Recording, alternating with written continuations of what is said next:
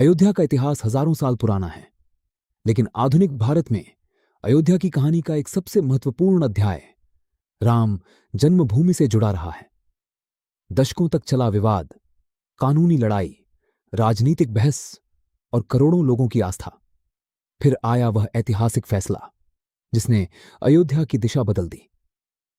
इसके बाद राम मंदिर निर्माण का रास्ता साफ हुआ और देखते ही देखते अयोध्या में विकास की रफ्तार भी तेज होती चली गई।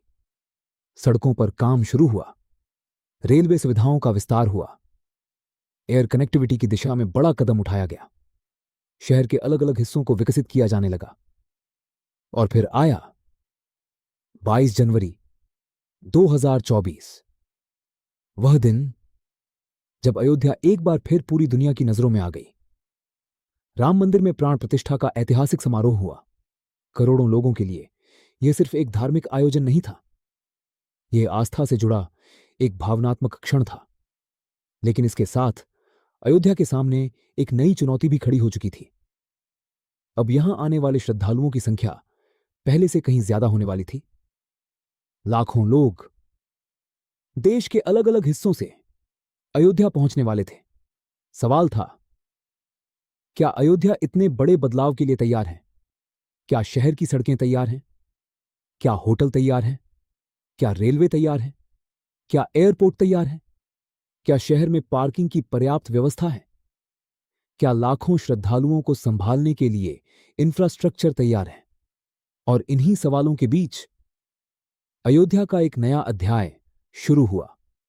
अब अयोध्या सिर्फ धार्मिक आस्था का केंद्र नहीं रह गई थी, यह एक बड़े इंफ्रास्ट्रक्चर प्रोजेक्ट का भी हिस्सा बन चुकी थी। दिसंबर 2023 में अयोध्या एयरपोर्ट को एरोड्रोम लाइसेंस मिला। हवाई कनेक्टिविटी ने अयोध्या को देश के दूसरे हिस्सों से जोड़ने की एक नई संभावना पैदा की। यानी अब अयोध्या तक पहुंचने के रास्ते सिर्फ सड़क और रेल तक सीमित नहीं रहे, लेकिन किसी शहर में कनेक्टिविटी आ जाना अपने आप में विकास की पूरी कहानी नहीं है। असली सवाल यह है, इस कनेक्टिविटी का फायदा किसे मिला? क्या इसका फायदा अयोध्या के आम आदमी तक पहुंचा? क्या दुकानदारों की बिक्री बढ़ी? क्या युवाओं को रोजगार मिला? क्या छोटे कारोबारियों की जिंदगी बदली? इन सवालों का जवाब हमें अयोध्या की जमीन पर जाकर ही मिलेगा। लेकिन अयोध्या की जमीन पर कहानी सिर्फ मंदिर, सड़क और एयरपोर्ट तक सीमित नहीं है।